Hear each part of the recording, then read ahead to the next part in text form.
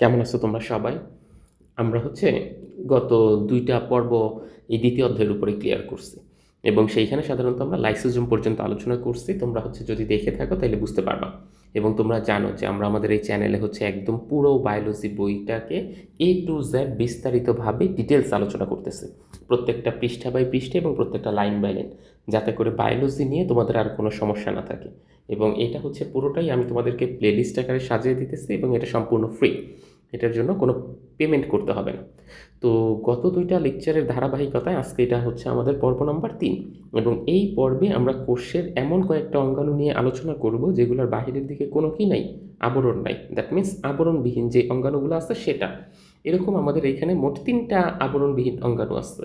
তারপর সবচেয়ে পরীক্ষায় যেটা আসে সবচেয়ে গুরুত্বপূর্ণ 2টা টপিক, নিউক্লিয়াস নিয়ে আলোচনা করব এবং ক্রোমোজোম নিয়ে আমরা আলোচনা করব। গত ক্লাসে সাধারণত আমরা আমাদের এই পর্যন্ত ক্লিয়ার করছিলাম।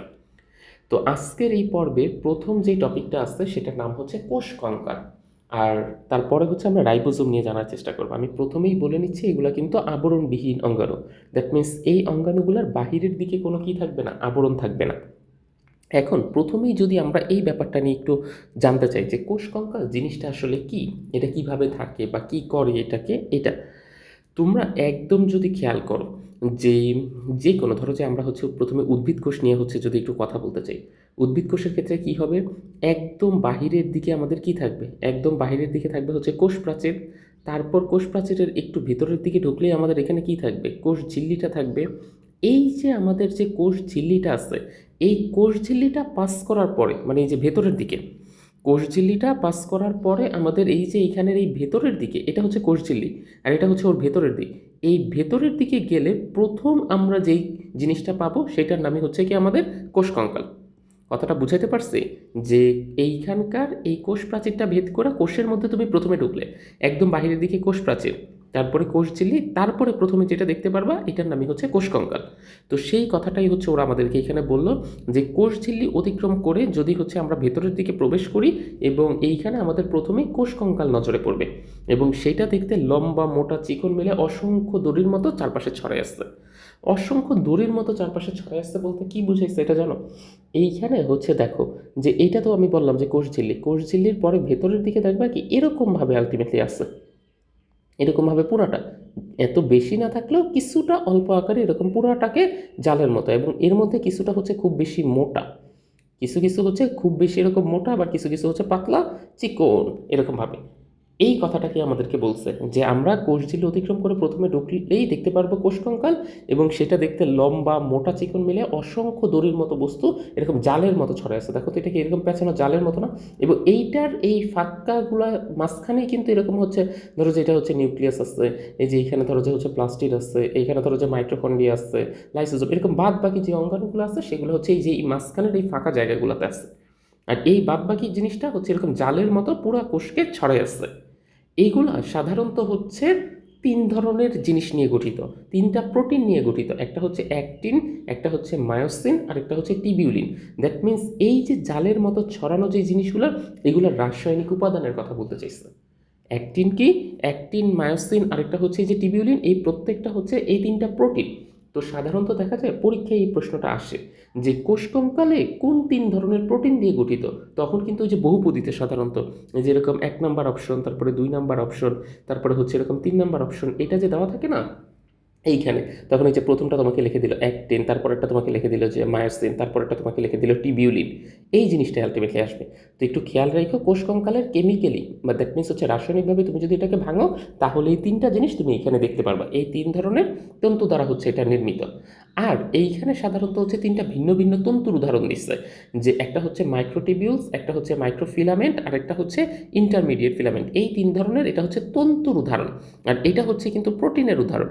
এখন এইখানেই তোমরা আসলে প্যাচটা খেয়ে যাও যে তোমাদেরকে যখন কোষ কঙ্কাল নিয়ে জিজ্ঞেস করে কী কী ধরনের প্রোটিন, তোমরা মোস্ট অফ দ্য আলটিমেটলি অনেকেই বলো যে মাইক্রোটিবিউলস, মাইক্রোফিলামেন্টস, আর একটা ইন্টারমিডিয়েট ফিলামেন্ট।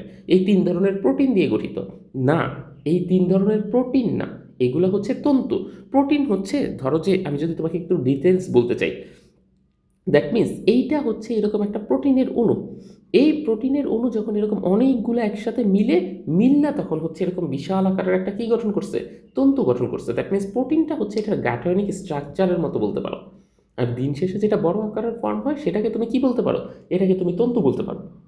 কথাটাকে আমি তোমাকে বুঝাইতে পারলাম? তাইলে তোমাকে একটু খেয়াল করো পরীক্ষায় কোনটা আসছে, এই প্রোটিনের কথা জিজ্ঞেস করলো নাকি তোমাকে এই তন্তুর কথা জিজ্ঞেস করলো? প্রোটিনের কথা জিজ্ঞেস করলে হবে কি কি ধরনের প্রোটিন দিয়ে এটা গঠিত, অ্যাক্টিন, মায়োসিন আর টিবিউলিন। আর কি কি ধরনের তন্তু দ্বারা গঠিত, মাইক্রোটিবিউলস, মাইক্রোফিলামেন্টস আর একটা হচ্ছে ইন্টারমিডিয়েট ফিলামেন্টস। এই 3 ধরনের তন্তু দিয়ে হচ্ছে সাধারণত এটা কি হবে, গঠিত হবে। তাইলে ক্লিয়ার? আমি একটু আরেকবার তোমাদেরকে সাম আপ করে দিচ্ছি। কোষ কঙ্কাল আমাদের একদম বাইরের দিকে থাকে হচ্ছে কি, কোষ প্রাচীর, তারপরে থাকে কোষ ঝিল্লি। এইটার মধ্যে ঢুকলেই জালের মতো ছড়ানো ছিটানো চারপাশে যেই জিনিসটা আছে এটাকেই আমরা কি বলতেছি, কোষ কঙ্কাল নামে অভিহিত করতেছে। এটা কোনোটা লম্বা থাকে কোনোটা মোটা থাকে, কিন্তু চারপাশে একদম পুরো কোষের ভিতর জালের মতো ছড়ায় ছিটিয়ে থাকবে। এবং এইটার মাঝখানে মাঝখানে যে ফাঁকা স্থানগুলো থাকবে এইখানেই বিভিন্ন কোষীয় যে অঙ্গাণুগুলো আছে সেগুলো অবস্থান করবে। আর এইটা 3 ধরনের প্রোটিন দ্বারা গঠিত। আর এটা 3 ধরনের, এই প্রোটিনের সমন্বয়ে 3টা ভিন্ন ভিন্ন ধরনের তন্তু এখানে গঠিত হয়। এইটাই হচ্ছে তোমাদের এখান থেকে পড়া কোষ কঙ্কালের বেসিক পার্ট হচ্ছে এইটুকুই। এরপরে যেটা আসছে সেটা হচ্ছে রাইবোজোম। রাইবোজোম সম্পর্কে তোমাদের এইখানে একদম অত বেশি ডিটেলস লেখে নেয়, একদম হচ্ছে সংক্ষেপে যতটুকু লেখার কথা ততটুকুই হচ্ছে আলটিমেটলি এখানে লিখছে। কিন্তু তোমরা যখন ইন্টারে উঠবা, ইন্টারে ওঠার পর গিয়ে দেখবা যে রাইবোজোমের আসলে কত বিশাল একটা টপিক এখানে তোমাদেরকে পড়ানো হয়। তো একদম প্রথমেই যদি আমি তোমাদেরকে একটু বলতে চাই যে রাইবোজোম জিনিসটা কী এবং এটা কীভাবে থাকে। রাইবোজোম সাধারণত হচ্ছে, রাইবোজোম কিন্তু একটা না, রাইবোজোম সাধারণত 2টা এরকম আলাদা ভিন্ন ভিন্ন পার্ট থাকে। এটারই যে একটা পার্ট দেখতে সাধারণত হচ্ছে বড় আকারের, আরেকটা পার্ট হচ্ছে দেখতে সাধারণত এরকম ছোট আকারের। এটা বড় থাকবে এবং আরেকটা ছোট থাকবে। এই বড় আর ছোট 2টা আলাদা আলাদা রাইবোজোম বলি না, কিন্তু এই 2টা যখন মিশবে একসাথে দ্যাট মিনস এই যে এরকম হবে, এইটা আর এই যে ছোটোটা এসে ধরো যে এই জায়গায় মিশছে, তখন এটার নাম আমরা হচ্ছে 2টাকে একসাথে মিলিয়ে রাইবোজোম বলবো।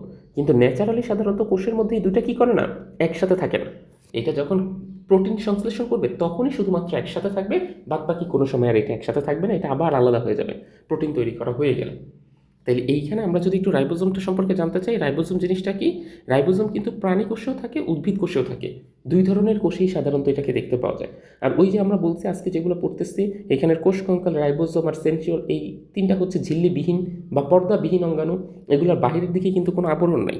এখন তোমার কাছে মনে হতে পারে যে ভাই আপনি যে আঁকলেন এই যে বাহিরের দিকে তো একটা পর্দার মতো আঁকছে, এটা কিন্তু পর্দা না, এটা জাস্ট ওর স্ট্রাকচার বা শেপ। এটা হচ্ছে ওর স্ট্রাকচার বা শেপটা, বাহিরের দিকে এটার উপরের দিকে আর কোনো কি নেই, পর্দা নেই। ওই জন্য এটাকে ঝিল্লিবিহীন বা এটাকে কী বলা হয়, পর্দাবিহীন অঙ্গাণু নামে এটাকে নামকরণ করে। আমাদের পরীক্ষায় সবচেয়ে বেশি যেটা আসবে এটা হচ্ছে প্রোটিন সংশ্লেষণ করা, এটার কাজ। প্রোটিন সংশ্লেষণ করা হচ্ছে কি, আমরা দেখবো আমাদের সামনে একটা চ্যাপ্টারই আসছে এবং ওইখানে রাইবোজোম কীভাবে একটার সাথে আরেকটা, এই 2টা মিলে কীভাবে এরকম বৃহৎ আকারের একটা প্রোটিন তৈরি করে সেই জিনিসটা আমরা ওইখানে দেখব। সংশ্লেষণ কথাটা হচ্ছে তোমরা অনেকে বুঝো না। সংশ্লেষণ কথার অর্থ হচ্ছে বেসিক্যালি তৈরি করা। সংশ্লেষণ কথার বাংলা মিনিং কি, সংশ্লেষণ কথার বাংলা মিনিং হচ্ছে তৈরি করা। দ্যাট মিনস রাইবোজোমের কাজ হচ্ছে প্রোটিন তৈরি করা। আর এর আগে হচ্ছে আমরা আরেকটা পার্টে একটা জিনিস দেখছিলাম, মনে আছে কিনা তোমাদের জানি না, এন্ডোপ্লাজমিক রেটিকুলামের এই সিকোয়েন্স থেকে এই যে গলজি বডির এখানে দেখছিলাম, এইখানেও কিন্তু প্রোটিন নিয়ে একটা কথা বলা আছে, তোমরা যদি একটু খেয়াল করো। এটা কিন্তু প্রোটিন তৈরি করা না, এটা হচ্ছে প্রোটিন সঞ্চয় করা। তো এই জায়গাটাই হচ্ছে আমাদের পরীক্ষায় একটা ভিন্নভাবে প্রশ্নটা আসে যে কোনটা হচ্ছে প্রোটিন তৈরি করা আর কোনটা হচ্ছে প্রোটিন সঞ্চয় করা। তাইলে প্রোটিন সঞ্চয় যদি আসে দ্যাট মিনস ও ওর ভিতরে জমা করে রাখবে। সঞ্চয় শব্দের অর্থ হচ্ছে জমা করে রাখা, আর এইখানে হচ্ছে সংশ্লেষণ কথার অর্থ হচ্ছে তৈরি করে রাখা। এই জন্য আমাদের সাধারণত পরীক্ষায় এই সংশ্লেষণ দিচ্ছে নাকি এটা সঞ্চয় দিচ্ছে এই জিনিসটা দেখে তারপরে তোমাকে ওই কোষীয় অঙ্গাণুটাকে হচ্ছে আলটিমেটলি আইডেন্টিফাই করতে হবে। দ্যাট মিনস ওটা কি রাইবোজোম হবে নাকি ওটা আলটিমেটলি গলজি বডি হবে, এটা তোমাকে বুঝতে হবে। এই জন্য এই জায়গাটা হচ্ছে একটু খেয়াল রাখো যে রাইবোজোমের ভিতর সাধারণত হচ্ছে প্রোটিন কি হয়, রাইবোজোমের মধ্যে এটা হচ্ছে আলটিমেটলি প্রোটিন তৈরি হয়, নট জমা হয়। এরপরে যেটা বলছে যে প্রোটিনের পলিপেপটাইড যেই চেইন আছে এগুলো একসাথে সংযোজিত হয়, এই কনসেপ্টটা তোমাকে একটু বুঝাই। এইখানে রাইবোজোমের ক্ষেত্রে তুমি দেখতে পাবা কি যে 2টা রাইবোজোম যখন একত্রে জমা হয়েছে তখন এইখানে এরকম কতগুলো জায়গার মতো তৈরি হয়। রাইবোজোমটার দিকে তাকাও তাইলে হচ্ছে বুঝতে পারবো, এই যে এই জায়গাটায়, এই যে দেখো এখানে কতগুলো লম্বা লম্বা দাগের মতো দিচ্ছে, এই জায়গায় কতগুলো এরকম লম্বা লম্বা স্ট্রাকচারের মতো তৈরি হবে। এইখানে করে কি ওর চারপাশে কতগুলো ভাসমান এরকম ছোট ছোট অ্যামাইনো অ্যাসিডের টুকরা আছে, ওর চারপাশে এগুলো ভাসতেছে কোষের মধ্যে, এবং ওর এই একটা অ্যামাইনো অ্যাসিড এখানে এসে যুক্ত হয়েছে। যুক্ত হওয়ার পর এরপরে আরেকটা অ্যামাইনো অ্যাসিড এসে এটার পাশে যুক্ত হয়, তারপর আরেকটা এসে এটার পাশে যুক্ত হয়, তারপর আরেকটা এসে এটার পাশে যুক্ত হয়, এবং এইটা না আস্তে আস্তে এরকম সামনের দিকে বের হয়ে যেতে থাকে। বাট আগে এগুলো সিঙ্গেল অবস্থায় ছিল, এখন এগুলোর মধ্যে একটা বন্ধনের মতো হয়েছে। দিন শেষে এগুলো এরকম একটা স্ট্রাকচার ফর্ম করে। তোমরা যদি খেয়াল করো তাহলে দেখবে এরকম একটা আরেকটার সাথে যুক্ত হয়ে এরকম একটা মালার মতো বা চেইনের মতো হয়েছে। প্রথমে যখন ওরা আলাদা আলাদা সিঙ্গেল অবস্থায় ছিল তখন এগুলোকে আমরা অ্যামাইনো অ্যাসিড বলছি, তখন কিন্তু এগুলোকে প্রোটিন বলিনি। কিন্তু যখন এগুলো এরকম একটা আরেকটার সাথে যুক্ত হয়ে বৃহৎ আকারে লম্বা একটা স্ট্রাকচারের মতো হয়েছে, তখনই এটাকে আলটিমেটলি আমরা প্রোটিন বলতেছি। তখনই এটাকে আমরা কি বলি? প্রোটিন বলি। তার মানে আমরা কি বলতে পারি? অসংখ্য এরকম অ্যামাইনো অ্যাসিড পরস্পরের সাথে যুক্ত হয়ে কি গঠন করলো? বিশাল আকারের একটা প্রোটিন গঠন করলো। তো এই কনসেপ্টটাই হচ্ছে আলটিমেটলি রাইবোজোমের এই জায়গাটাই হয়। বুঝতে পারছো? রাইবোজোমের এই জায়গাটায় সাধারণত কি হবে?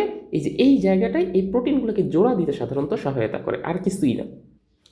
তো এইটাই হচ্ছে তোমাদেরকে এখানে বলতে চাইলো প্রোটিনের পলিপেপটাইড চেইন সংযোজন। এই যে দিন শেষে এই যে বড় আকারের যে চেইন, এটাকে বলা হচ্ছে প্রোটিনের পলিপেপটাইড। একটা চেইনের মতো দেখো তো না, একটা মালার মতো হয়েছে না বড় আকারের, এটাকেই বলা হচ্ছে পলিপেপটাইড চেইন। এখন এই শব্দটাকে হচ্ছে তোমাদেরকে একটু ভেঙে দিই। পলিপেপটাইড, পলিপেপটাইড, পেপটাইড শব্দটা হচ্ছে আলটিমেটলি পলিপেপটাইড। দাঁড়াও, এই জায়গাটা একটু ভুল গেছে, এটা একটু মুছে নিই। পেপটাইড, তা এইটা হচ্ছে ওই অ্যামাইনো অ্যাসিডের অপর নাম পেপটাইড। আর পলি শব্দের অর্থ হচ্ছে বহু। তাহলে তুমি দেখো তো প্রোটিনের ভিতর আলটিমেটলি এরকম অনেকগুলো অ্যামাইনো অ্যাসিড যুক্ত হয়ে প্রোটিন গঠন করছে না? এই জন্য এটার নাম হচ্ছে পলিপেপটাইড বলা হয়। কারণ এইখানে একটা বা দুইটা অ্যামাইনো অ্যাসিড না, পেপটাইড আর অ্যামাইনো অ্যাসিড দুইটা সিমিলার কথা, জাস্ট দুইটা ভিন্ন নাম। আর পলি শব্দের বাংলা মিনিং হচ্ছে বহু, অনেকগুলা। দ্যাট মিনস অনেকগুলা অ্যামাইনো অ্যাসিড যুক্ত হয়েছে, দ্যাট মিনস অনেকগুলা পেপটাইডের চেইন আলটিমেটলি এখানে যুক্ত হয়েছে, পেপটাইড বন্ধন আলটিমেটলি এখানে আসছে। এই জন্য হচ্ছে দুইটা অ্যামাইনো অ্যাসিডের মধ্যে যে বন্ধন থাকে সেটার নামই হচ্ছে পেপটাইড বন্ড। তো অনেকগুলো আলটিমেটলি থাকে দেখে এটাকে বলা হচ্ছে ওই পেপটাইডের কনসেপ্ট। ক্লিয়ার? এই যে একটা ধরো অ্যামাইনো অ্যাসিড, আরেকটা ধরো অ্যামাইনো অ্যাসিড, এই দুইটা অ্যামাইনো অ্যাসিডের মধ্যে এই যে মাঝখানে যে বন্ধন দিয়ে এরা যুক্ত হয়েছে, দ্যাট ইজ কল্ড, এটাকে পেপটাইড বন্ড বলা হয়। পেপটাইড বন্ড বলা হয়। তো এই যে অনেকগুলো পেপটাইড বন্ড থাকে না, এই যে ধরো যে আরেকটা অ্যামাইনো অ্যাসিড এই সাইডে আছে, তাহলে এটা একটা পেপটাইড বন্ড, আবার এখানে আরেকটা অ্যামাইনো অ্যাসিড আছে, এই দুইটা মিলে একটা পেপটাইড বন্ড। তার মানে কি এদের মধ্যে একটা বা দুইটা পেপটাইড বন্ড নাকি অনেক পেপটাইড বন্ড? এই জন্য এটা নাম হয়ে গেছে কিন্তু পলিপেপটাইড চেইন বলা হয়। দ্যাট মিনস এরকম আকারের বড় যে একটা চেইন গঠন করছে, এটা হচ্ছে পেপটাইডের একটা চেইন। ক্লিয়ার? বুঝতে পারছো ব্যাপারটা? তো প্রোটিনের পলিপেপটাইড চেইন সংযোজন করা মানে একটা আরেকটার সাথে যুক্ত করাই হচ্ছে এই রাইবোজোমে হয়ে থাকে। এছাড়া রাইবোজোমের কাজ হচ্ছে বিভিন্ন উৎসেচক সরবরাহ করা। উৎসেচক শব্দের অর্থ হচ্ছে এনজাইম বা হরমোন, এটা একটু মাথায় রাখবা। উৎসেচকের বাংলা মিনিং হচ্ছে এনজাইম বা কি বলা হয় এটাকে, অথবা হরমোন। তো এই রাইবোজোমে সাধারণত যে প্রোটিনগুলো তৈরি করে, এই যে রাইবোজোমের ভিতরে আমরা দেখলাম না এখানে প্রোটিন তৈরি হচ্ছে, এই প্রোটিনগুলাই পরবর্তীতে বিভিন্ন কাজে আলটিমেটলি এনজাইম বা হরমোনের ভূমিকা মতো করে কাজ করতেছে। ক্লিয়ার? তার মানে এই প্রোটিনগুলোই কি, এই প্রোটিনেরই অপর নাম আমরা বলতে পারবো এনজাইম, অথবা এটাকে বলতে পারবো হরমোন। এই পার্টটাকে একটু খেয়াল রেখো কিন্তু। তাহলে এই জন্যই বলছে এগুলো প্রয়োজনীয় যে এনজাইম বা উৎসেচক, এটা সরবরাহ করা বিভিন্ন কাজে দেওয়াই এটার কাজ। উৎসেচক বা এনজাইমের কাজই হলো প্রাণ রসায়নের গতি বাড়িয়ে দেওয়া। এই শব্দটার ভিতরে একটা ভুল আছে। এনজাইম মোস্ট অফ দেম টাইমে হচ্ছে যে কোনো একটা বিক্রিয়া ঘটতেছে। ধরো যে এ আর বি এই দুইটা মিললে সি নামক একটা প্রোডাক্ট তৈরি হচ্ছে। এখন এই এ আর বি এই দুইটা বিক্রিয়া করতে অনেক সময় লাগে, ধরো যে 2 আওয়ারের মতো সময় লাগে। কিন্তু তুমি যদি করো কি এই এ আর বি তো দিচ্ছ, সাথে এইখানে একটু এনজাইম যুক্ত করে দাও, সাথে এইখানে একটু এনজাইম যুক্ত করে দাও, তাহলে এটা 2 আওয়ারের যে বিক্রিয়াটা ছিল ওইটা মাত্র 2 সেকেন্ডে হয়ে গেল, বা ওইটা 1 সেকেন্ডে হয়ে গেল। তার মানে বিক্রিয়ার গতিবেগ কতটা বেড়ে গেছে তুমি চিন্তা করো। এ বি বিক্রিয়া করে সি আগে হইতে লাগতো 2 ঘন্টা, এখন এ আর বি বিক্রিয়া করে সি হইতে লাগে মাত্র সময় 2 সেকেন্ড বা 1 সেকেন্ড। কারণ কি? শুধুমাত্র এই এনজাইম দেওয়ার কারণে। তো এই এনজাইমটি সাধারণত তৈরি করতেছে রাইবোজোম। নাইলে তো যে কোনো বিক্রিয়া হইতে অনেক অনেক সময় লাগতো, একটা লং টাইম সময় লাগতো। এই সময়টা লাগেই না হচ্ছে শুধুমাত্র রাইবোজোম এই এনজাইম বা হরমোনটা তৈরি করছে বইলা। তো এইটাই বললো যে এনজাইমের কাজ হচ্ছে প্রাণ রসায়নের বিক্রিয়ার গতি বাড়িয়ে দেওয়া। এখন সবসময় কি গতি বাড়িয়ে দেয়? না, এটা কখনোই সবসময় গতি বাড়ায় না। তোমরা যখন আরেকটু বড় ক্লাস উঠবা তখন দেখবা এনজাইমের একটা নেগেটিভ ইম্প্যাক্ট আসছে। এনজাইমের নেগেটিভ ইম্প্যাক্ট বলতে বোঝায় এনজাইম যে অলওয়েজ হচ্ছে সবসময় গতি বাড়াবে, ব্যাপারটা এরকম না। এনজাইম কিছু কিছু ক্ষেত্রে গতি কী করে দেয়, কমায়ও দিতে পারে। কিন্তু মোস্ট অফ দ্য টাইমে, দ্যাট মিনস 80% টাইমেই হচ্ছে এনজাইম বিক্রিয়ার গতিবেগকে কী করে দিবে, বাড়িয়ে দিবে। এটাই হচ্ছে এনজাইমের কাজ। তাইলে রাইবোজোম সম্পর্কে আমরা কি জানলাম? রাইবোজোম দুই ধরনের কোষেই পাওয়া যায়, প্রাণী কোষেও থাকবে, উদ্ভিদ কোষেও থাকবে। এটার বাহিরের দিকে কোনো ঝিল্লি বা কোনো আবরণের মতো কিছু নাই। এটা হচ্ছে আমরা যেটা দেখতে পাচ্ছি, এটা ওর স্ট্রাকচারাল গঠন। আর এটার বেসিক কাজ হচ্ছে কি, এটার ভিতর প্রোটিন তৈরি করা বা প্রোটিন সংশ্লেষণ করা।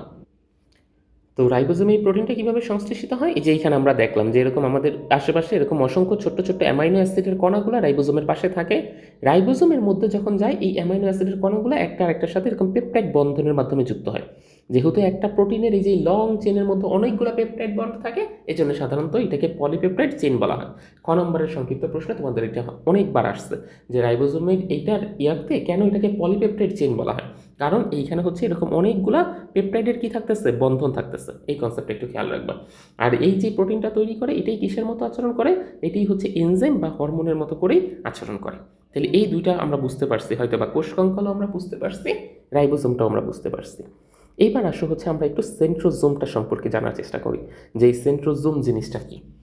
সেন্ট্রোজোম জিনিসটাকে যদি তোমাদেরকে একটু বলতে চাই, এইটা শুধুমাত্র ফার্স্ট অফ অল মনে রাখবা, এটা হচ্ছে প্রাণী কোষের একটা বৈশিষ্ট্য। দ্যাট মিন্স এই সেন্ট্রোজোমকে কখনোই তোমরা কোথায় পাবা না? উদ্ভিদ কোষের মধ্যে পাবা না।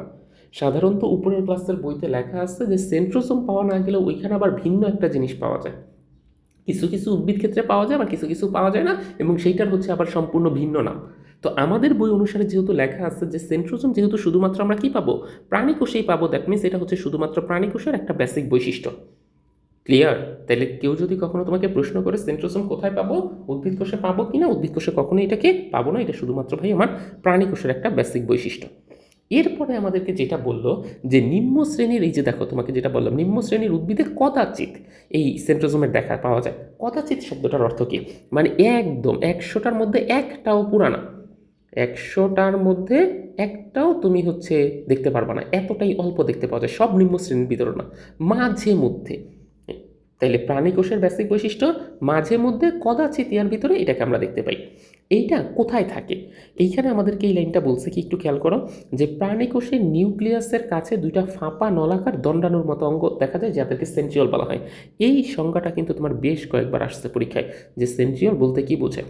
এইটা ধরো যে তোমার হচ্ছে একটা কোষের স্ট্রাকচার, এইটা একটা কোষের স্ট্রাকচার, এইটার এই জায়গায় ধরো যে তোমার নিউক্লিয়াসটা আসছে, নিউক্লিয়াসের এই জায়গায়। তো এই নিউক্লিয়াসের কাছাকাছি একটা জায়গায় তুমি দেখতে পারবা কি, এরকম দুইটা এরকম ফাঁপা নলাকারের মতো এরকম অঙ্গাণু দেখতে পাওয়া যায়, যে এটার একদম কাছাকাছি, খুব বেশি দূরে না, এটার কাছাকাছি। এটা হচ্ছে তোমার যদি নিউক্লিয়াস হয়, তাহলে এর পাশেই হচ্ছে তুমি এই সেন্ট্রোজোমটাকে আলটিমেটলি দেখতে পারবা।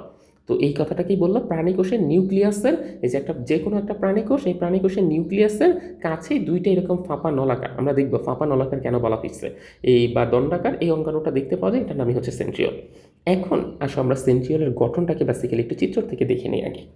আমাদের প্রথমে একটু খেয়াল রাখবা, সেন্ট্রোজোম বলা হয় এই পুরাটাকে, কিন্তু এইটার ভিতরে তোমরা যে এইখানে দেখতে পাইতেছো, এই যে একটা অংশের মতো, এই অংশটার নামই হচ্ছে সেন্ট্রিওল। এইখানে একটা এরকম সেন্ট্রিওল, আর এইটা হচ্ছে এরকম আর একটা সেন্ট্রিওল। এই দুইটা সেন্ট্রিওল এখানে আছে, এবং এইটার পাশেই তুমি দেখতে পাইতেছো কি, এই যে থকথকে জেলির মতো কতগুলো অংশ আছে, ওই যে এইখানে এরকম থকথকে, এটার চারপাশেই থকথকে জেলি, এবং এটা কিন্তু ওই যে ম্যাট্রিক্সের মতোই। ম্যাট্রিক্স বলতে তোমরা হয়তো বা খেয়াল করছো যে ওই যে আমরা বলতেছি না প্রোটোপ্লাজম বা সাইটোপ্লাজম, এটার গঠন হুবহুব দেখতে অনেকটা ওরকমই, কিন্তু এইটা যেহেতু এইটার এই সেন্ট্রিওলের পাশে থাকতেছে, এই জন্য এইটার নাম আলাদাভাবে ম্যাট্রিক্সও বলতেছে না, আলাদাভাবে সাইটোপ্লাজমও বলতেছে না, বা প্রোটোপ্লাজমও বলতেছে না, এটার নাম হয়ে গেছে সেন্ট্রোস্ফিয়ার। তাহলে সেন্ট্রিওলের এই যে ফাঁপা নলাকার দুইটা যে দণ্ডাকার অঙ্গাণু আছে, এইটার চারপাশে যে এরকম তরল পদার্থের মতো যেটা থাকে, সেটাকে আমরা কি বলতেছি? সেন্ট্রোস্ফিয়ার। ক্লিয়ার? সেন্ট্রোস্ফিয়ার জিনিসটা তাহলে কি? আর এই যে সেন্ট্রোস্ফিয়ার আর এই সেন্ট্রিওল, এই দুইটাকে একসাথে যেটা থাকতেছে, এটার নাম হচ্ছে সেন্ট্রোজোম। বুঝাইতে পারছি কথাটা? সেন্ট্রোজোম হচ্ছে দুইটাকে কি বলা হচ্ছে, একসাথে মিল্লা যেটা হইতেছে এটা সেন্ট্রোজোম। আর যখন এই ফাঁপা নলাকার যে অঙ্গাণু থাকতেছে, এটাকে বলা হচ্ছে সেন্ট্রিওল। আর এইখানে যেটা থাকতেছে এই সেন্ট্রিওলের চারপাশে তরল পদার্থের মতো, এটাকে বলা হচ্ছে সেন্ট্রোস্ফিয়ার। ক্লিয়ারলি বুঝতে পারছো তো হিসাবটা? এখন তোমাদের মনে একটা প্রশ্ন আসতে পারে যে ভাই, এটা তো বুঝতে পারলাম, কিন্তু আপনি একটু আমাকে এটা বলেন যে এইটার পাশে এই যে একটা আবরণের মতো আছে না, এই যে আপনি দেখতে পাচ্ছেন না একটা আবরণের মতো, তাহলে এই সিকোয়েন্সটাকেই এটা কেন আবরণবিহীন বলা হয়? ভাই, এটা আবরণের মতো না। তুমি যদি খেয়াল করো, ধরো যে এটা হচ্ছে তোমার কোষ, কোষের মধ্যে এইখানে হচ্ছে প্রোটোপ্লাজম আছে পুরোটা, এবং তুমি দেখবা কি এইটাই যে বাহিরের দিকে এরকম একটা আবরণের মতো, যেটা না এরকম থাকে না, বেসিক গঠনটা এরকম থাকে না, এইটার গঠনটা থাকে হচ্ছে এই যে এরকম, এইখানের পার্টটা থাকবে হচ্ছে এই যে এরকম একটা দুইটা ফাঁপা নলাকারের মতো থাকে, এইটার চারপাশে এরকম হালকা করে থকথকে একটা জিনিসের মতো এরকম থাকে, বাট এইটার পোর্শনটা একটু বেশি ঘন থাকে, এটার পোর্শনটা একটু এরকমভাবে কি থাকে, বেশি ঘন থাকে। এখন যেহেতু এটার পোর্শনটা একটু বেশি পরিমাণ ঘন, আর ধরো যে এই জায়গায় সাইটোপ্লাজম যেটা থাকতেছে এটার পরিমাণ এত ঘন না, তার মানে তোমার কি মনে হইতেছে, দেখে এটার একটা এই যে আবরণের মতো মনে হইতেছে না, এই স্ট্রাকচারটাই বেসিক্যালি তোমাকে এখানে দেওয়া হয়েছে। কিন্তু এটার বাহিরের দিকে কোনো কি নাই, এটা কিন্তু একটা আবরণবিহীন অঙ্গাণু, তো এই যে এটা বেশি ঘন থাকার কারণে এরকম একটা আবরণের মতো তোমার কাছে মনে হচ্ছে, but that is not the আবরণ, এটা কোনো আবরণ না। এই পার্টটাকে একটু খেয়াল করো। তাহলে আমরা বুঝতে পারছি সেন্ট্রিওলের সংজ্ঞাটা আসলে কি লিখবো, প্রাণীকোষের নিউক্লিয়াসের কাছে দুইটা ফাঁপা নলাকার বা দণ্ডাকার অঙ্গাণু থাকে, এদেরকে আলটিমেটলি সেন্ট্রিওল বলা হয়।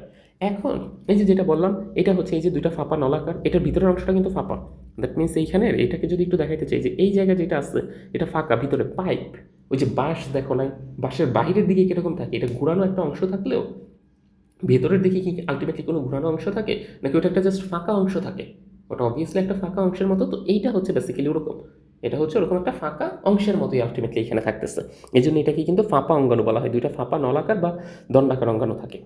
এখন এরপরে বলছে কি এই সেন্ট্রিওলের চারপাশে অবস্থিত গাঢ় তরলকে সেন্ট্রোপ্লাজম বলা হয়, এবং এই সেন্ট্রোপ্লাজম সহ ইয়াটাকে সেন্ট্রোজোম বলা হয়। এই যে সেন্ট্রোপ্লাজম বা সেন্ট্রোস্ফিয়ার এই দুইটা একই শব্দ, এইখানে এইটাকে বললো যে সেন্ট্রিওলের চারপাশে গাঢ় তরলটাকে, এই যে গাঢ় যে তরল যেটা তোমাদেরকে দেখাতে চাইছি, এই যে গাঢ় যে তরল এটার নাম হচ্ছে সেন্ট্রোস্ফিয়ার বা সেন্ট্রোপ্লাজম, এবং এই সেন্ট্রোপ্লাজম প্লাস হচ্ছে এই সেন্ট্রিওল, এই দুইটাকে একসাথে আমরা কি বলবো, সেন্ট্রোজোম নামে নামকরণ করব। ক্লিয়ারলি বুঝাইতে পারলাম তো হিসাবটা, যে সেন্ট্রোজোম জিনিসটা কি, সেন্ট্রোজোম জিনিসটাই হচ্ছে এইখানের আমাদের যে পার্টটা আছে এই দুইটাকে একসাথে বলা হয়। এরপরে বলছে সবচেয়ে বেশি গুরুত্বপূর্ণ যেই লাইনটা এখান থেকে, সেটা হচ্ছে যে এই সেন্ট্রিওলের কাজটা কি, বা হচ্ছে এই সেন্ট্রোজোমের কাজটা কি। সেন্ট্রোজোমের কাজ হচ্ছে আলটিমেটলি এইখানে সেন্ট্রোজোমে থাকা সেন্ট্রিওল কোষ বিভাজনের সময় অ্যাস্টার রে তৈরি করে। দ্যাট মিনস এই যে আর কয়েকদিনের মধ্যে তোমাদের কোষ বিভাজনের টপিকে আমি যখন যাব, তখন দেখবা এই সেন্ট্রিওল শুধুমাত্র প্রাণী কোষে আসছে বলতেছি, এবং প্রাণী কোষের কোষ বিভাজনের সময় এরকম কতগুলো তন্তুর মতো গঠন করে, এক মেরু থেকে অপর মেরু পর্যন্ত এরকম কতগুলো কি গঠন করতেছে, তন্তুর মতো স্ট্রাকচার আলটিমেটলি ফর্ম করতেছে। এবং ও তখন অবস্থান করতেছে কোথায় জানো, ও তখন অবস্থান করতেছে এই যে এইখানে, আরেকটা সেন্ট্রিওল অবস্থান করে এইখানে, এবং ওর থেকে কতগুলো এরকমভাবে ইয়ার মতো বের হয়, আলোক রশ্মি বা অ্যাস্টার রের মতো বের হয়। তো এই কনসেপ্টটাই হচ্ছে আমরা তখন ওইখান থেকে আরও ভালো দেখবো। জাস্ট এখন এইখানে একটু মাথায় মনে রাখো যে ওর বেসিক কাজ হচ্ছে কি, ওর বেসিক কাজ হচ্ছে জাস্ট কোষ বিভাজনের সময় এই অ্যাস্টার রেটা গঠন করা, এই অ্যাস্টার রে বা ওই তন্তুগুলো আলটিমেটলি গঠন করে ওর বেসিক কাজের মধ্যে আমাদের এখানে পড়ছে। এছাড়াও স্পিন্ডল যন্ত্র সৃষ্টি, এই কনসেপ্টটা হচ্ছে আমরা তখনই দেখব যে স্পিন্ডল যন্ত্র সৃষ্টিতেও ও খুব ভালো একটা গুরুত্বপূর্ণ ভূমিকা পালন করে। এই পার্টটা দাঁড়াও, এটা একটু ডিলিট করে নিই এখানের সিকোয়েন্স থেকে, এটা তাহলে এই সিকোয়েন্স থেকে আমরা এখানে বলবো এছাড়াও স্পিন্ডল যন্ত্রের কাঠামো সৃষ্টিতেও সেন্ট্রোজোমের অবদান আছে, আর বিভিন্ন ধরনের ফ্লাজেলা সৃষ্টি। এই ফ্লাজেলা শব্দটার সাথে একটু মনে রাখবা, ফ্লাজেলা জিনিসটা কি এটা একটু বুঝিয়ে দিই। তোমরা ধরো যে কোনো একটা ব্যাকটেরিয়া যদি তোমাকে আমি আইকে একটু দেখাতে চাই, এটা হচ্ছে একটা ব্যাকটেরিয়া, এবং এই ব্যাকটেরিয়াটার ধরো যে ভিতরে তো আসছে, কিন্তু বাইরের দিকে দেখবে ব্যাকটেরিয়া এরকম একটা লেজের মতো অংশ আসছে, কি আছে, লেজের মতো এরকম অংশ আছে, এই যে যেই লেজটা আছে দিস ইজ কল্ড ফ্লাজেলা, এটার নামই হচ্ছে, এটাকে কি বলা হয়, ফ্লাজেলা বলা হয়। তারপরে শুক্রাণুর কথা তো তোমরা জানো যে ছেলেদের স্পার্ম বা শুক্রাণু যেটা, ওইটারও কিন্তু বাইরের দিকে এরকম একটা লেজের মতো আছে, তো এই লেজটার নামও হচ্ছে দ্যাট ইজ কল্ড ফ্লাজেলা। এই জন্য ফ্লাজেলা শব্দটার বাংলা মিনিং একটু বুঝা নিবা যে যেই জিনিসের এরকম লেজের মতো থাকে, এবং এটা সাধারণত হচ্ছে চলাচলে সহায়তা করতে করে। তো সাধারণত এই ফ্লাজেলা সৃষ্টিতেও হচ্ছে কার কাজ, এই সেন্ট্রিওলের কাজ। স্পিন্ডল যন্ত্র তৈরিতে কার কাজ, সেন্ট্রিওলের কাজ। তারপরে কোষ বিভাজনের সময় অ্যাস্টার রে তৈরি করাও কার কাজ, এটাও হচ্ছে আলটিমেটলি সেন্ট্রিওলের কাজ। এই জন্য এই তিনটা শব্দ একটু মাথায় মনে রাখবা। তাহলে আমাকে যদি একবার একটু রিক্যাপ করে দিতে বলো, প্রথমে হচ্ছে কি সেন্ট্রোজোম জিনিসটা কি, এটা শুধুমাত্র প্রাণী কোষে পাওয়া যায়, উদ্ভিদ কোষে কখনোই পাওয়া যায় না, তবে কদাচিৎ মাঝে মধ্যে দেখা যায়। এই সেন্ট্রোজোম বা এই সেন্ট্রিওল এটা নিউক্লিয়াসের কাছাকাছি থাকতে এটা খুব বেশি পছন্দ করে। এই ভিতরের দিকে ফাঁপা দণ্ডাকার যে অঙ্গাণুটা আছে এটার নাম হচ্ছে সেন্ট্রিওল, তারপরে এটার চারপাশে যেটা থাকে এটার নাম হচ্ছে সেন্ট্রোপ্লাজম বা সেন্ট্রোস্ফিয়ার, আর এইটার বাহিরের দিকে কোনো আবরণ নাই, কিন্তু এটা দেখে আবরণের সাথে আবার করো না, আর এই দুইটাকে একসাথে সেন্ট্রোজোম বলা হচ্ছে। আর এটার বেসিক্যালি তিনটা কাজ, অ্যাস্টার রে গঠন করা, স্পিন্ডল যন্ত্র সৃষ্টি করা, আর ফ্লাজেলা সৃষ্টিতে সহায়তা করে। এই তিনটা শব্দ একটু তোমরা মাথায় মনে রেখো। এইবার আসো হচ্ছে এরপরে আমাদের সবচেয়ে গুরুত্বপূর্ণ যেটা, দ্যাট মিনস আমরা বাদবাকি সবগুলোই প্রায় পড়ে ফেলছি।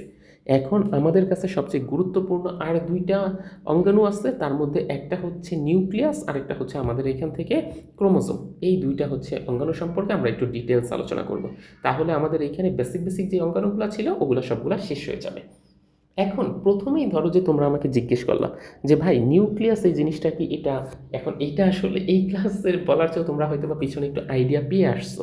তোমাদের কিন্তু গত এইটেও এরকম একটা কিন্তু টপিক ছিল যেখানে কিনা এরকম বিভিন্ন কোষীয় অঙ্গাণু নিয়ে আলোচনা করা হইতো, এবং সেই জায়গায় তোমরা জানো যে নিউক্লিয়াস জিনিসটা কি, একটা বেসিক আইডিয়া দিচ্ছে।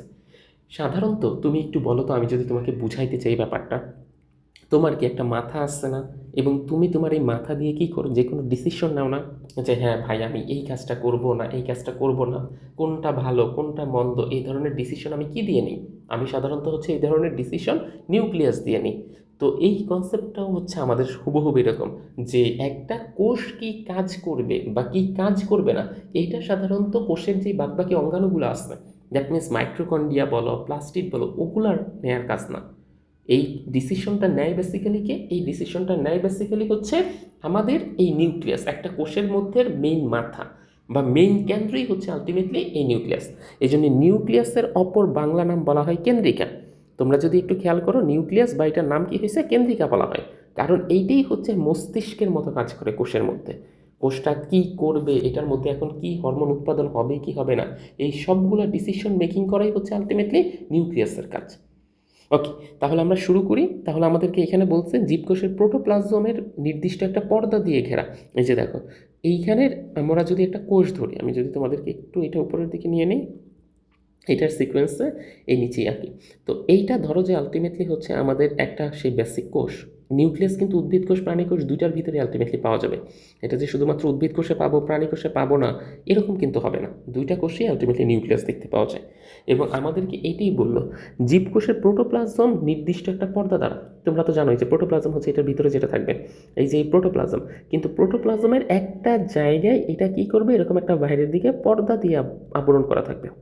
একটা জায়গায় এরকম গোল একটা পর্দা দিয়ে আলটিমেটলি কী করা আছে, আবরণ করা আছে। এবং এই যে পর্দা দিয়ে ঘেরা, এইটার মধ্যে আলটিমেটলি কিন্তু ক্রোমোজোম থাকে। এটার মধ্যে আমাদের কি থাকবে, ক্রোমোজোম থাকবে। তারপরে এটার মধ্যে নিউক্লিওপ্লাজম থাকবে। আমরা আসবো প্রত্যেকটা যে কী কী উপাদান দিয়ে সাধারণত এটা গঠিত, এটার এই পার্টগুলোও দেখব। আর একটা জায়গায় গিয়ে এটা অনেক বেশি পেঁচানো হয়ে যায়, এই জায়গাটাকে বলা হয় নিউক্লিওলাস। তো আর এগুলাকে বলা হচ্ছে আমাদের সেই ক্রোমোজোম, আর এগুলাকে বলা হচ্ছে নিউক্লিওপ্লাজম। তো এই পার্টটা সম্পর্কে আমরা দেখব। এই যে অংশটা, তাহলে প্রোটোপ্লাজমটা, এই যে বাইরের দিকের এটাকে বলা হচ্ছে প্রোটোপ্লাজম। প্রোটোপ্লাজম আমরা কি বলতে পারি, একটা পর্দা দ্বারা আবৃত। এই যে আমাদের এইখানে এটাকে একটা কি পর্দার সাথে আমরা তুলনা করতে পারি না, এই যে এইটা, এই যে এইটা একটা কি পর্দার মতো না, এই যে, আর বাইরের দিকের এগুলো কি প্রোটোপ্লাজম। তাহলে এই পর্দা দিয়ে ঘেরা যে জিনিসটা, এটা কি আলটিমেটলি বলা হচ্ছে নিউক্লিয়াস। তাহলে খেয়াল করো লাইনটা কি বললো, জীবকোষের প্রোটোপ্লাজম নির্দিষ্ট একটা পর্দা দ্বারা ঘেরা, যেটার ভিতরে কিনা ক্রোমোজোম বহন করতেছে।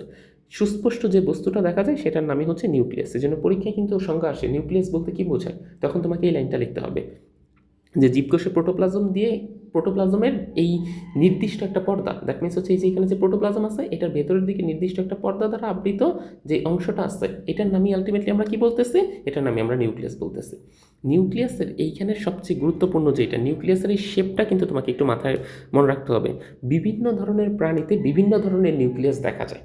এক ধরনের প্রাণীতে ধরো যে তুমি দেখলা গোল আকারের নিউক্লিয়াস, আরেকটায় ধরো যে দেখবা হচ্ছে ডিম্বাকার নিউক্লিয়াস, আরেকটা দেখবা নলাকার নিউক্লিয়াস। দ্যাট মিনস নিউক্লিয়াস যে সবসময় ডিমের মতো দেখতে হবে বা নিউক্লিয়াস যে সবসময় দেখতে গোলের মতো হবে এমন কিন্তু কোনো কথা নেই। এটা বিভিন্ন প্রাণীর অনুযায়ী আলাদা আলাদা ভিন্ন ভিন্ন ধরনের শেপ দেয়। কারো ক্ষেত্রে গোলাকার, কারো ক্ষেত্রে ডিম্বাকার, কারো ক্ষেত্রে নলাকার হতে পারে। দ্যাট মিনস এরকম নিউক্লিয়াসও তুমি দেখতে পারবে, এরকম এই যে নলের মতো এরকম লম্বা। এটার ভিতরে হচ্ছে যে নিউক্লিওপ্লাজমের বেসিক যে সিকোয়েন্স আছে, এটার ভিতরে নিউক্লিওপ্লাজমের বেসিক সিকোয়েন্সটা এরকমভাবে থাকবে, যে নিউক্লিওপ্লাজমগুলো এরকম অল্প অল্প অল্প অল্প করে অবস্থান করতেছে এই পার্টের মধ্যে, এটার মধ্যে। এবং ক্রোমোজোম হচ্ছে এরকমভাবে পেঁচানো পেঁচানো আছে, আর একটা জায়গায় গিয়ে এটা নিউক্লিওপ্লাজম। তো এটা দেখতে কীরকম, এটা কি গোল? এটা তো কখনোই গোল না, এটা তো দেখতে হচ্ছে লম্বার সিকোয়েন্সে। এই জন্য এরকম আলাদা আলাদা ভিন্ন ভিন্ন ধরনের হতে পারে, সেটাকেই বললো।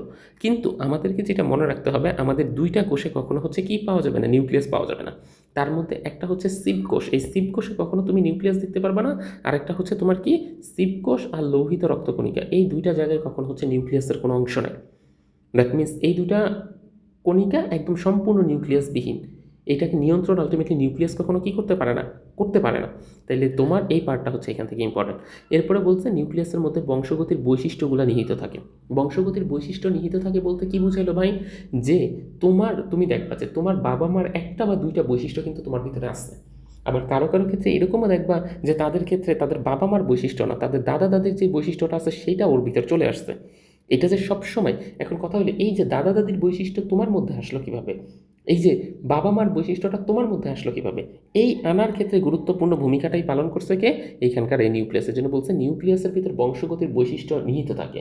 যেটা আমরা দেখব যে আমাদের বাবার যে নিউক্লিয়াসটা আছে সেটিই পরবর্তীতে বিভাজিত হয়ে এরকম গ্যামেট উৎপন্ন করছিল, ওই গ্যামেটের মধ্যে তার বৈশিষ্ট্যগুলো লেখা ছিল এবং সেইখান থেকে আমরা সৃষ্টি হয়েছি। আমাদের মায়ের বেলাও হচ্ছে এরকম সেম, তার যখন ওভাম তৈরি হয়েছে তখন ওইটার ভিতরে তার নিউক্লিয়াসটা এরকম বিভাজিত হয়ে বৈশিষ্ট্যগুলো লেখা আছে এবং সেখান থেকে আমাদের আজকের এই অবস্থান হয়েছে। এই জন্য সাধারণত মনে রাখবা যে দাদা বলো, বাবা বলো, মা বলো, এদের মধ্যে থেকে নিউক্লিয়াসের মাধ্যমেই, মানে নিউক্লিয়াস বলতে বেসিক্যালি হচ্ছে নিউক্লিয়াসের ভিতরে এই যে ক্রোমোজোমটা আছে, এই যে নিউক্লিয়াসের ভিতরে পেছানো ক্রোমোজোমটা আছে না, এই ক্রোমোজোমের মধ্যে বেসিক্যালি হচ্ছে বংশগতির ওই ধারাটা থাকে এবং এইটাই বংশানুক্রমে আস্তে আস্তে কী হয়, বংশানুক্রমে আস্তে আস্তে হচ্ছে তোমার দাদার থেকে তোমার বাবার মধ্যে আসছে, তোমার বাবার থেকে তোমার মধ্যে আসছে, তোমার থেকে তোমার পরবর্তী প্রজন্ম এইভাবে যাবে।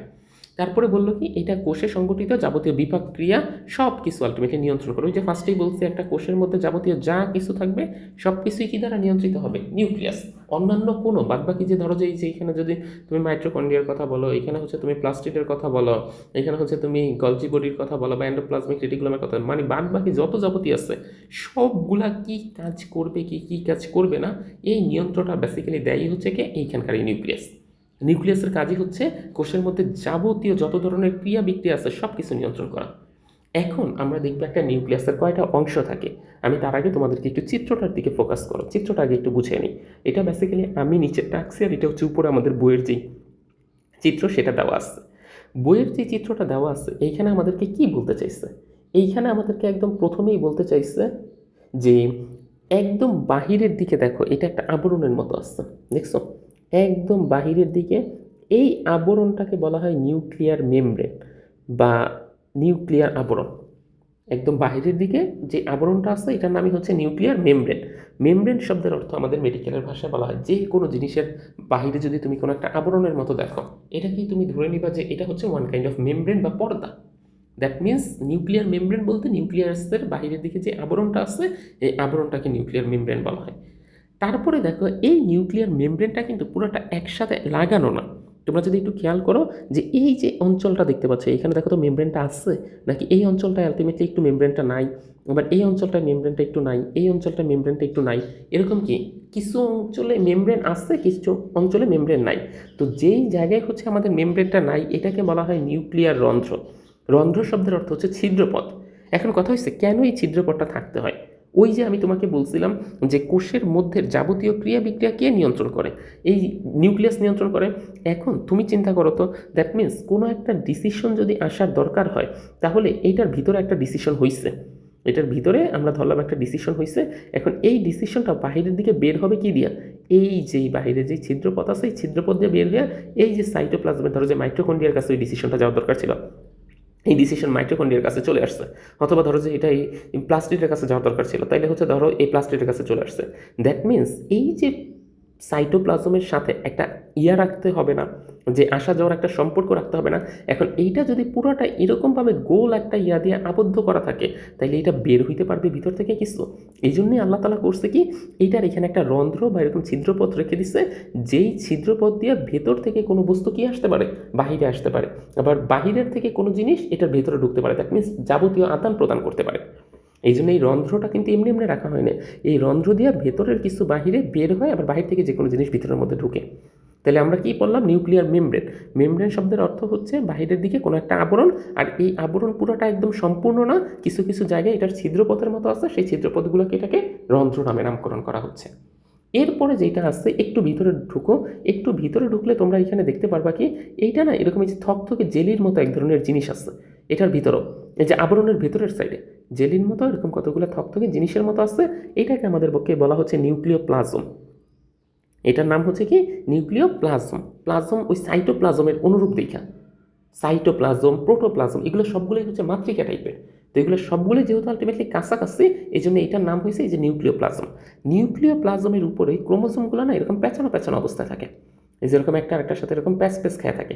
এই পেঁচানো যেগুলো আসছে এগুলোকেই আলটিমেটলি বলা হচ্ছে ক্রোমোজোম বা নিউক্লিয়ার রেটিকুলাম।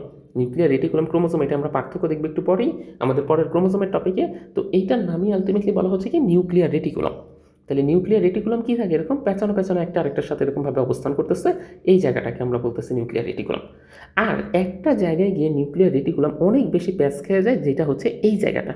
এই জায়গাটার নাম এই জন্য আলাদাভাবে বলা হয়, এটার নাম হচ্ছে কি, এটার নাম বলা হয় এই যে এই জায়গাটার কথা বলতেছে, এই জায়গাটার নাম তখন বলা হয় এটাকে নিউক্লিওলাস। একটু খেয়াল করো নামটা, এটার নাম পুরোটার নাম হচ্ছে নিউক্লিয়াস, আর ওই শুধু ওইটুকের নাম হচ্ছে নিউক্লিওলাস। তাহলে দুইটা কিন্তু ভিন্ন থিম।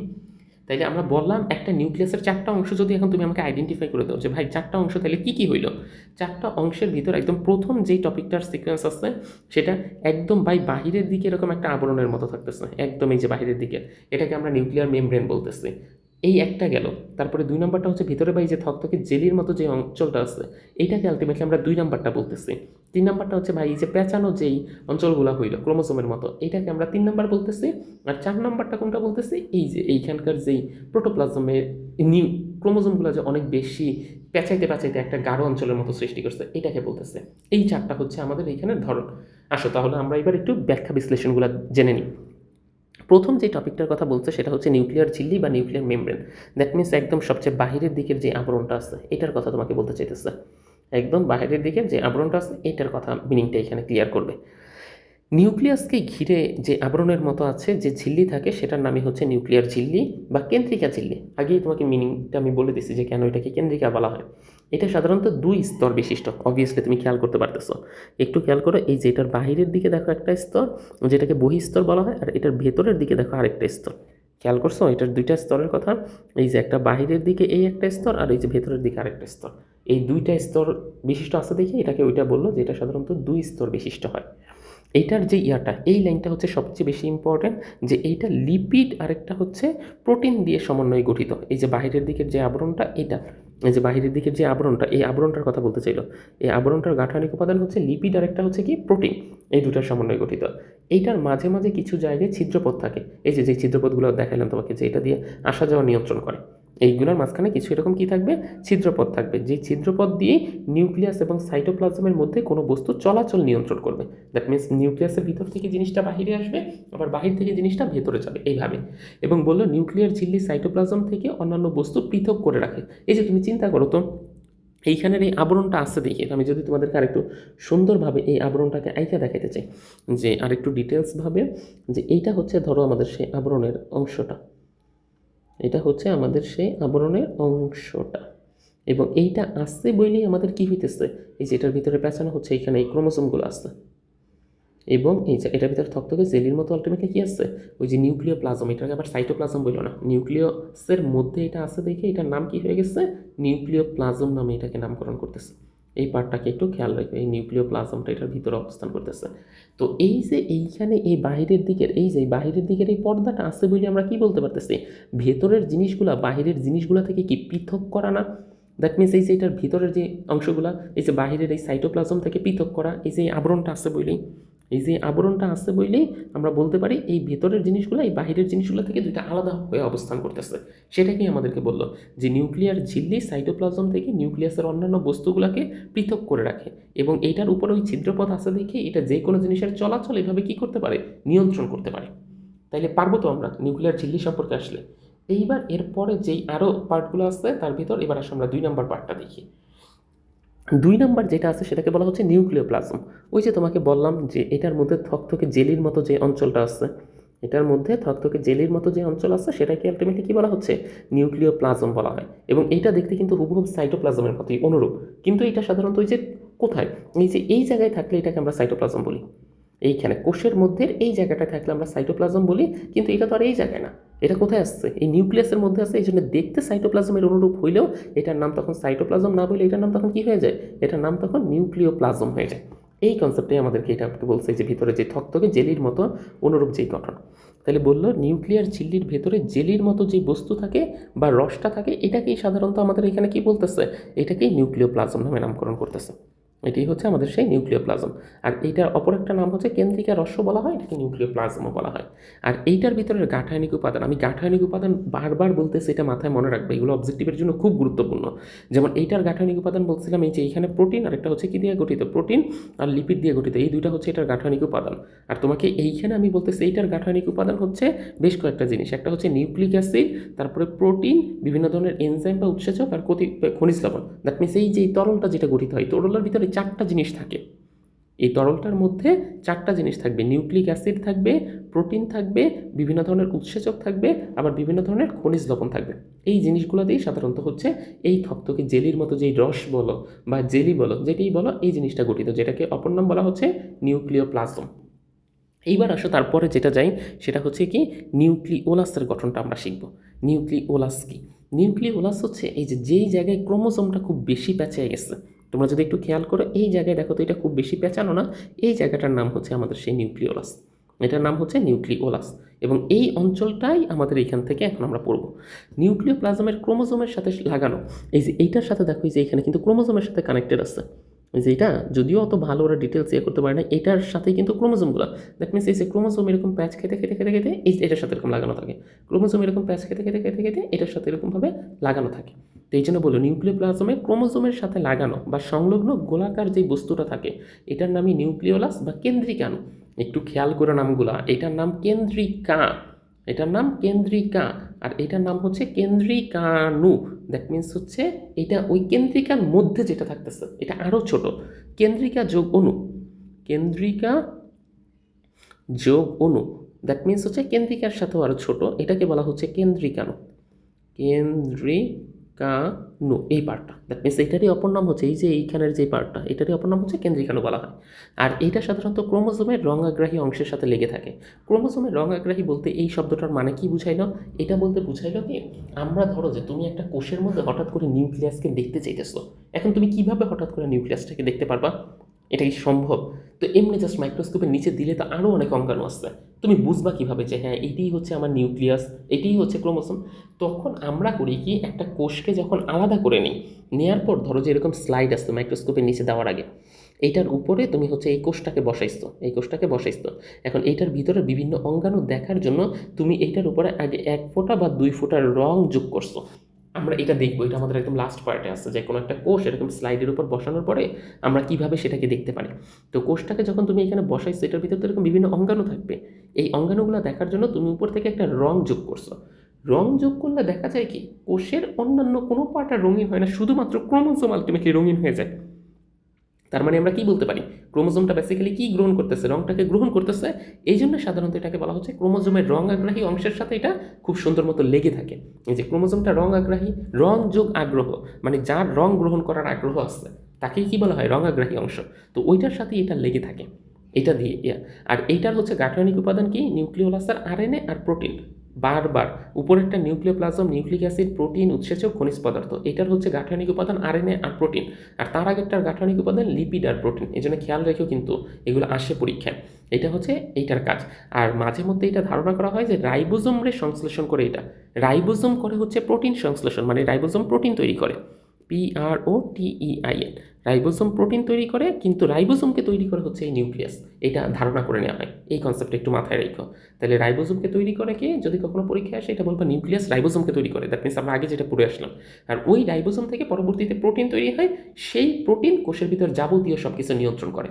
তাহলে আমরা বলতে পারি কি, তার মানে আমাদের প্রথম কে আসছে, নিউক্লিয়াস আসছে, এইটার থেকে কে সৃষ্টি হইল, রাইবোজোম সৃষ্টি হইল, এই রাইবোজোম থেকে কি তৈরি হইল, প্রোটিন তৈরি হইল। আর এই প্রোটিন সাধারণত হচ্ছে যাবতীয় যত কাজ আছে সব কাজকে আলটিমেটলি কী করে, নিয়ন্ত্রণ করে। যেহেতু এই প্রোটিন নিয়ন্ত্রণ করে, দ্যাট মিনস আমরা কে নিয়ন্ত্রণ করে বলতে পারি, যে একদম শুরুর যে নিউক্লিয়াস আছে সে নিয়ন্ত্রণ করে। এই জন্যই সাধারণত কিন্তু তোমাকে আগের পৃষ্ঠায় বলে দিল যে এই যে কোষের ভিতর যাবতীয় যত কাজ আছে এই কাজগুলা সবগুলা নিয়ন্ত্রণ করাই হচ্ছে এইখানকার এই নিউক্লিয়াসের কাজ। এই জন্য একটু খেয়াল রাখো, কিন্তু নিউক্লিয়াস কিন্তু নিজে নিজে সরাসরি গিয়ে কাজ করে না, নিউক্লিয়াস রাইবোজোমের মাধ্যমে প্রোটিন তৈরি করে, তারপরে হচ্ছে কোষের যাবতীয় যত কাজ আছে এই সব কাজকে আলটিমেটলি নিয়ন্ত্রণ করাই হচ্ছে ওর বেসিক মানে পার্ট, এটাই হচ্ছে ওর হিসাব। তাহলে আমি তোমাকে এখন পর্যন্ত নিউক্লিয়াসের মোট 4টা গঠনের মধ্যে 3টা গঠন সম্পর্কে বুঝাইতে পারছি। এইবার আসলে লাস্ট এবং ইম্পর্টেন্ট যেই পার্টটা সেটা হচ্ছে ক্রোমোজোম। এই ক্রোমোজোম টপিকটাকে আমরা একটু বোঝার চেষ্টা করি যে ক্রোমোজোম জিনিসটা কী এবং এটা কীভাবে কাজ করে সেটা।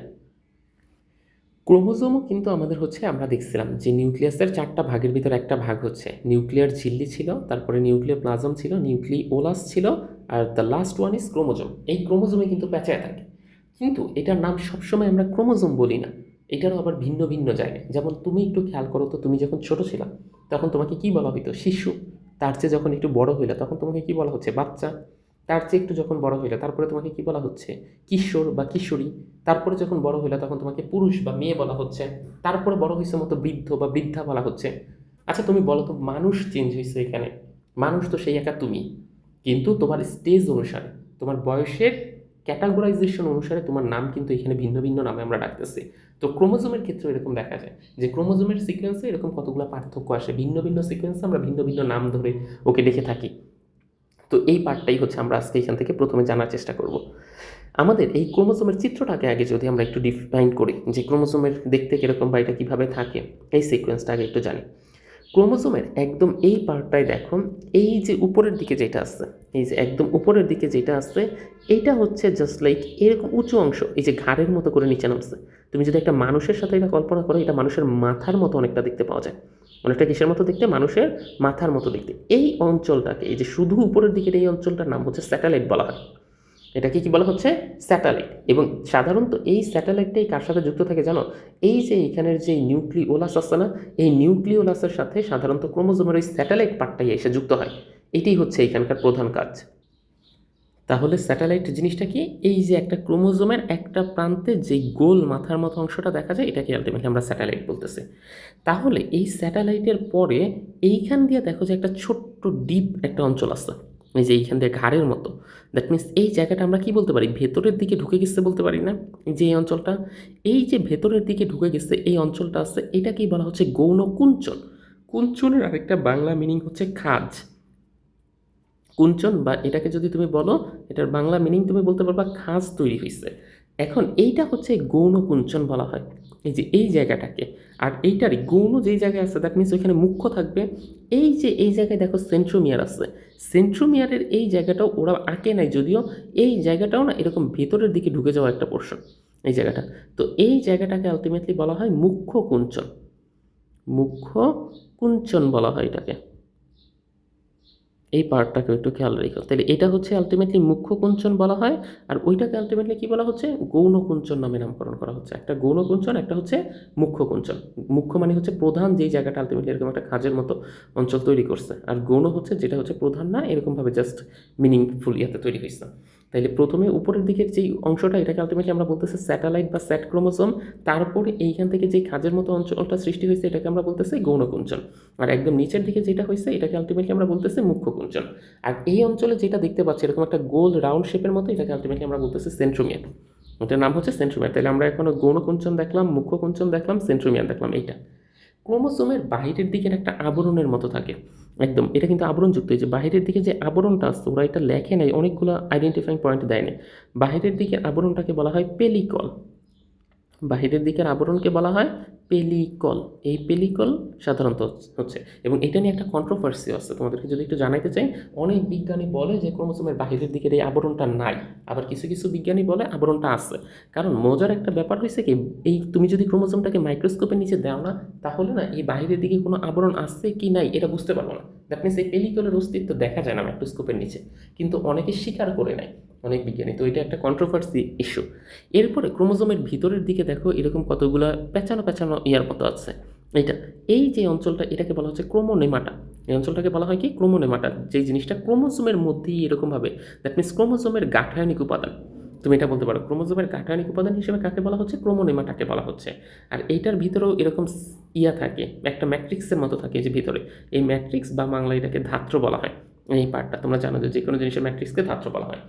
আর এই যে দেখো যে এই গৌণকুঞ্চনের এই প্রান্ত যেটা আসছে, এই যে এইখান থেকে শুরু করে এই যে সেন্ট্রোমিয়ার পর্যন্ত গৌণকুঞ্চনটা যে পার্টে, ধরো এই পার্টটার কথা বলতেছি, এইটা হচ্ছে একটা বাহু। এখান থেকে এইটুকু হচ্ছে একটা বাহু, আবার সিম্পলিফাইড ফর্মে এই সাইড থেকে আবার এটা হচ্ছে কি আরেকটা বাহু। তার মানে হচ্ছে মাঝখানে ডিফারেন্সিয়েশন পয়েন্ট হচ্ছে এইটা, এটার এই নিচের দিকটাও হচ্ছে একটা বাহু, এটার এই উপরের দিকের পয়েন্টটা হচ্ছে একটা বাহু। দ্যাট মিনস দুইটা বাহু মিললা এইখানে হচ্ছে সেন্ট্রোমিয়ারটা মাঝখানে তৈরি করছে। বুঝা গেছে তো বাহু বলতে কি বুঝাইতেছে? এটা একটা বাহু উপরের দিকে, নিচের দিকে হচ্ছে আরেকটা বাহু, মোট এখানে দুইটা বাহু আছে।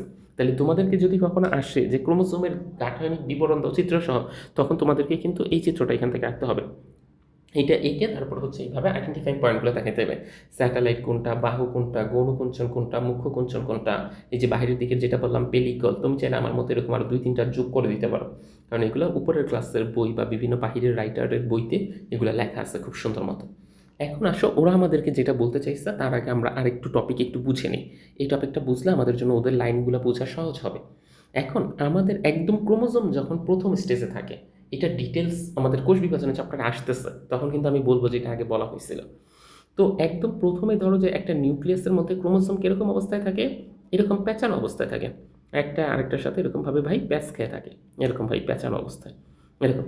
আস্তে আস্তে সময়ের সাথে সাথে এটার কী হয় জানো, এটার বিবর্তনটা, এই প্যাচগুলা খুলতে শুরু করে, এবং প্যাচগুলা খুলে এটা কি হয়, এরকম একটা বাহু, তারপরে সেন্ট্রোমিয়ার, যে এটার আরেকটা বাহু, এরকম একটা জিনিসের সৃষ্টি হয়।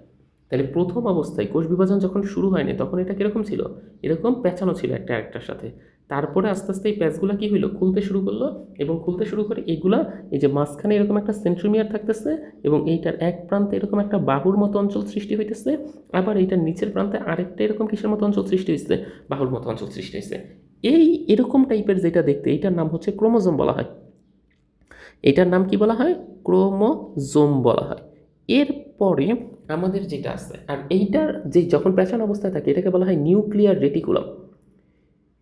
নিউক্লিয়ার রেটিকুলাম একটু লেখা নিও তোমরা, তোমরা তো নোট করতেছো, তো আমি একটু লিখে দিচ্ছি, নিউক্লিয়ার রেটিকুলাম বলা হয় এটাকে, রেটিকুলাম। তাহলে নিউক্লিয়ার রেটিকুলাম হচ্ছে কখন বলবো, ও এটা আরেকটা আসছে, এটাকে আলটিমেটলি বলা হচ্ছে ক্রোমাটিন তন্তু। এটাকে আলটিমেটলি প্যাঁচানো অবস্থায় যখন থাকে নিউক্লিয়ার রেটিকুলাম বললেই হবে, এটার আরেকটা নাম দরকার নেই, আমাদের বইতে ওইটা বলবে না, নিউক্লিয়ার রেটিকুলাম। তারপরে আস্তে আস্তে এই প্যাচগুলো খুলতে শুরু করে, প্যাচ খুলতে খুলতে এটা যখন এই স্টেজে আসে তখন এটার নাম কি বলা হচ্ছে, মানে খাটো আর মোটা হয় তখন এটাকে ক্রোমোজোম বলা হয়। এরপরে আমাদের যেই সিকোয়েন্সটা আছে, এই ক্রোমোজোমটা হঠাৎ করে কি হয় জানো, এইটার এরপরের ধাপ, এর পরের ধাপে তুমি দেখবা এইটা হচ্ছে এই যে মাঝখানের এই যে সেন্ট্রোমিয়ার, এই সেন্ট্রোমিয়ারটা তো আসছে, এইটার এই যে একটা বাহু ধরো এইটা, আরেকটা বাহু ধরো এইটা, এইটার না এই মাঝখান দিক দিয়ে এরকম সোজাসুজি ভাগ হয়, এরকম লম্বালম্বি ভাগ হয়ে যায়। মজার ব্যাপার হয়েছে কি, ভাগটা হইলেও না, এই যে মাঝখানের যে সেন্ট্রোমিয়ার দেখতেছো, এই সেন্ট্রোমিয়ারে কোনো ভাগ হবে না, লম্বালম্বি এই পর্যন্ত আসবে, আবার উপর থেকে লম্বালম্বি নিচ পর্যন্ত যাবে। দ্যাট মিনস এর পরের স্ট্রাকচারটা যদি আমি তোমাকে একটু এঁকে দেখাতে চাই, সেন্ট্রোমিয়ারের মতো ঠিক থাকে, কিন্তু এই জায়গায় এরকম একটা সৃষ্টি হয়, আর এটা ভাগ হয়ে এই জায়গায় আরেকটার মতো সৃষ্টি হইতেছে, এবং নিচেও এরকম একটা অঞ্চল সৃষ্টি হয়, এটা ভাগ হয়ে এরকম আরেকটা অঞ্চলের মতো সৃষ্টি হইতেছে। দ্যাট মিনস মাঝখান দিক দিয়ে টুকরা হয়ে গেছে, মাঝখান দিক দিয়ে এটা কী হয়ে গেছে, টুকরা হয়ে গেছে। তখন এটার নাম হয়ে যায় ক্রোমাটিড, এটার নাম হয়ে যায় ক্রোমাটিড। এইটা হচ্ছে তখনকার এই দশা। এবং পরবর্তীতে এইটা এই সেন্ট্রোমিয়ার আর একসাথে থাকে না, পরবর্তীতে এইটা আবার কি হয়, এটা ভাগ হয়ে যায় একদম সম্পূর্ণরূপে। তখন এই যে এরকম একটা আলাদা থাকে, এই যে একটা সেন্ট্রোমিয়ার এরকম আলাদা হয়ে যায়, এবং আরেকটার সিকোয়েন্স আরেকটা এরকম আলাদা হয়ে যায়, তখন এটার নাম বলা হয় হচ্ছে কি ক্রোমোজোম। দাঁড়াও আমি এটাকে একটু ছোট্ট করে নিই, তাহলে হচ্ছে তোমাদেরকে আমি বুঝাইতে আর একটু সুবিধা হবে।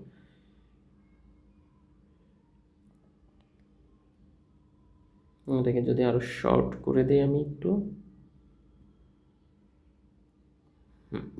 তাহলে এর পরের স্টেজ হচ্ছে আমার এইটা, এটাকে আমরা একটু উপরে নিয়ে দিই, তাহলে আমাদের এইটা এর পরের স্টেজের পর এইখানে এরকম এই দুইটা অঞ্চলের সৃষ্টি হয়, এবং এইটাকে বলা হয় অপত্য ক্রোমোজোম। এই স্টেজের নাম হচ্ছে অপত্য ক্রোমোজোম, ক্রোমোজোম এই পার্ট।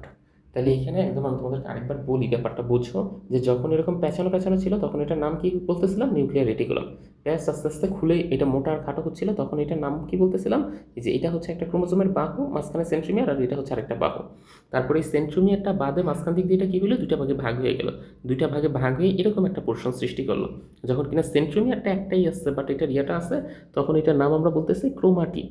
তারপরে একটা সার্টেন টাইম পিরিয়ড পরে এটা কি হইলো, এই যে ক্রোমাটিডটা এরকম মাঝখান দিক দিয়া জাস্ট লাইক সেন্ট্রোমিয়ারটাও এখন ভাগ হয়ে গেল, আগে ইয়াতে সেন্ট্রোমিয়ার ভাগ হয় নাই, তখন এটার নাম হয়েছে অপত্য ক্রোমোজোম। এই 4টা স্টেজ যেটা আছে এটাই হচ্ছে তোমাদেরকে এখন পরিচয় করাই দিব আমি। এইখানে আমাদের বইতে এটাই বলছে যে কোষের বিশ্রামকালে, দ্যাট মিনস কোষ যখন বিশ্রামরত অবস্থায় থাকে, যখন কোষের কোনো বিভাজন চলে না, তখন নিউক্লিয়াসে প্যাঁচানো কুণ্ডুলির মতো সূক্ষ্ম সুতার মতো অংশ দেখা যায়। এগুলোর নামই হচ্ছে ক্রোমাটিন জালিকা বা নিউক্লিয়ার রেটিকুলাম। এই যে এটার নামই হচ্ছে, এই যে প্রথম স্টেজ যেটা, এটার নামই হচ্ছে নিউক্লিয়ার রেটিকুলাম বা ক্রোমাটিন জালিকা বলা হয়। ক্রোমাটিন জালিকা লিখে নিও এগুলো তোমরা, আমি তো জাস্ট একটু ইয়াটা দেখিয়ে দিলাম। ক্রোমাটিন জালিকা, জালের মতো হয়ে আছে দেখি এটাকে বলা হচ্ছে। তো ওইটা কি তোমাকে বললো, যখন কোষ বিভাজন হচ্ছে না তখন এই নিউক্লিয়াসে প্যাঁচানো কুণ্ডুলির মতো সুতার মতো অংশ আছে, এটার নামই হচ্ছে ক্রোমাটিন জালিকা বলা হয়। কোষ বিভাজনের সময় মানে আস্তে আস্তে, এতক্ষণ কোষ বিভাজন হচ্ছিল না, যত কোষ বিভাজনের সময় এগিয়ে আসে তখনই এগুলো আরও বেশি মোটা আর কি হয়ে যায়, খাটো হয়।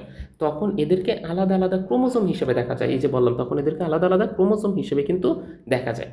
ক্রোমোজোমের ভিতরে সাধারণত জিনগুলো অবস্থান করে। এই জিনগুলোই সাধারণত যাবতীয় যত গুণাবলী আছে সব কিছুকে কী করে, নিয়ন্ত্রণ করে।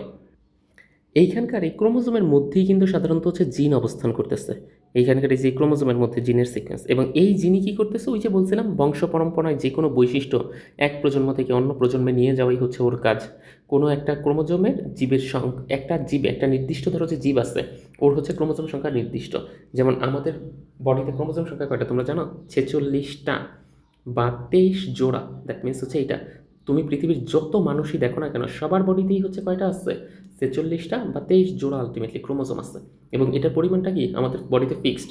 আবার তুমি যদি বাঘের কথা চিন্তা করো, ওর বডিতে আলাদা আছে। আবার তুমি যদি তেলাপোকার কথা চিন্তা করো, ওর বডিতে আলাদা। দ্যাট মিনস প্রত্যেকটা জীবে এই ক্রোমোজোম সংখ্যা কীরকম থাকে, আমাদের এখানে ফিক্সড থাকে। যেমন হিউম্যান বডিতে এরকম আছে 46টা বা 23 জোড়া, ওইটাই বললো। কোনো একটা নির্দিষ্ট জীবে ক্রোমোজোম সংখ্যা সবসময় কি থাকবে, নির্দিষ্ট থাকবে।